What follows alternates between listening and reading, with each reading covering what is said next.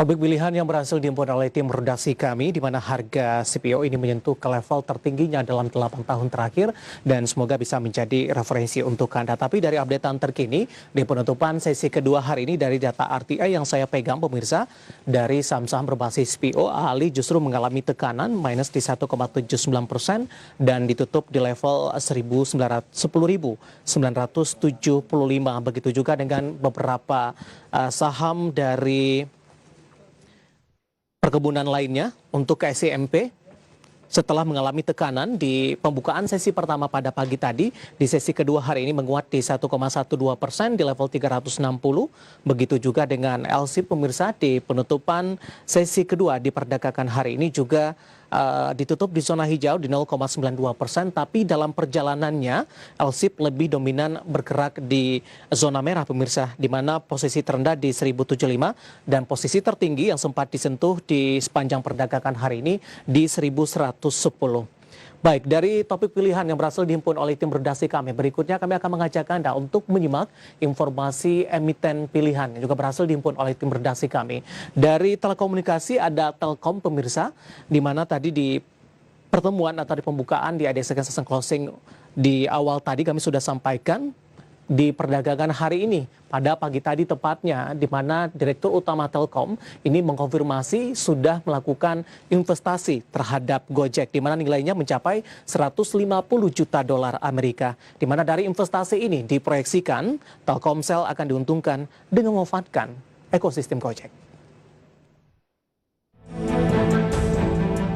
Dikutip dari berbagai sumber, Direktur Utama Telkomsel Setyanto Hantoro membenarkan realisasi investasi Telkomsel ke Gojek. Kesepakatan keduanya terjadi pada Senin 17 November 2020. Adapun nilai investasi yang digelontorkan Telkomsel ke Gojek senilai 150 juta dolar Amerika atau sekitar 2,1 triliun rupiah. Meskipun belum dijelaskan rinci tujuan dari investasi Telkomsel ini, namun sebelumnya dikabarkan dari investasi tersebut, Gojek akan mendapatkan keuntungan dari banyaknya pelanggan Telkomsel dan Telkomsel dapat memanfaatkan ekosistem Gojek.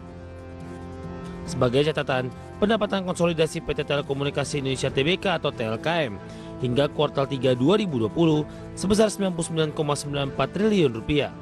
Kontribusi terbesar berasal dari Telkomsel, di mana entitas anak usaha Telkom ini mencatatkan pertumbuhan bisnis digital yang naik 10,6% menjadi 47,66 triliun rupiah.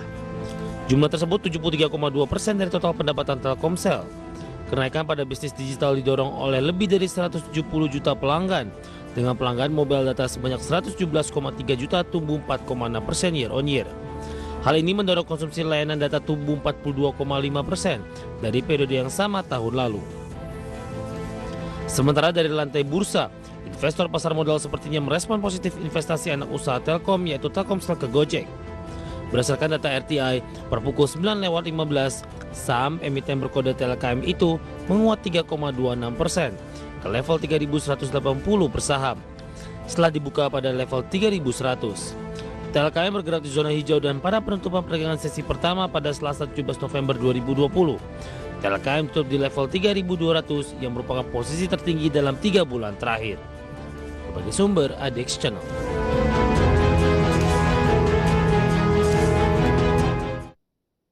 Dari informasi fundamental berikutnya kami akan mengajak Anda untuk melihat bagaimana pola pergerakan teknikal saham Telkom di sepanjang perdagangan hari ini, di sepanjang tahun 2020, bagaimana juga posisi PER dan juga PBV-nya. Langsung saja kita ke grafis yang pertama, kita akan coba lihat bagaimana pergerakan intraday tradingnya untuk saham Telkom di sepanjang perdagangan hari ini. Di pembukaan sesi pertama pada pagi tadi pemirsa, Telkom dibuka di level 3.100, kemudian pada pukul 10 ini mengalami penguatan, Telkom menyentuh ke level 3.170.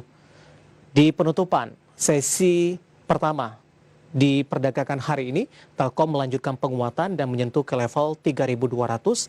Sementara di pembukaan sesi kedua, penguatan masih terus berlanjut dan Telkom menduduki level 3.220.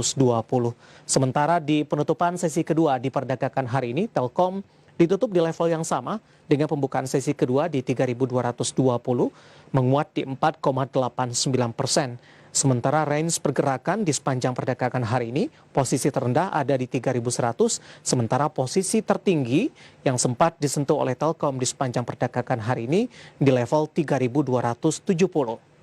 Dari intraday trading yang berikutnya kami akan mengajak Anda untuk melihat bagaimana pergerakan saham Telkom di sepanjang tahun 2020 mulai dari Januari sampai dengan perdagangan hari ini. Dapat Anda saksikan juga di layar televisi Anda. Di Januari, 2 Januari tepatnya, posisi Telkom masih berada di level 3.910. Kemudian Telkom lebih cenderung tertekan. Bahkan di 1 April ini menyentuh ke level 3.100-an pemirsa.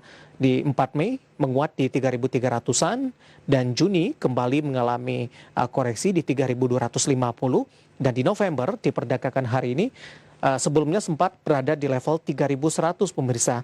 Merupakan level yang pernah disentuh oleh Telkom di 1 April di 3.100. Namun secara intraday tradingnya saham Telkom hari ini mengalami penguatan yang cukup signifikan karena dari posisi terendahnya ada di 3.100 dan posisi tertingginya di 3.270 menguat 4,89% di penutupan sesi kedua di perdagangan hari ini. Kemudian kita akan coba lihat juga bagaimana dari sisi PER dan PBV-nya. Kemudian valuasi secara keseluruhan dari Telkom. Dapat Anda saksikan juga di layar televisi Anda dari posisi PER ada di kisaran 14,25 kali. Kemudian juga dari sisi price sales ratio atau PSR-nya di kisaran 2,38 kali. Kemudian dari sisi PBV, price book value ratio atau PBVR-nya di 3,12 kali. Sementara price cash flow ratio atau PCFR ada di kisaran 5,01 kali. Ya, kombinasi fundamental, teknikal, dan juga dari sisi valuasi untuk Telkom dan semoga bisa menjadi referensi untuk Anda.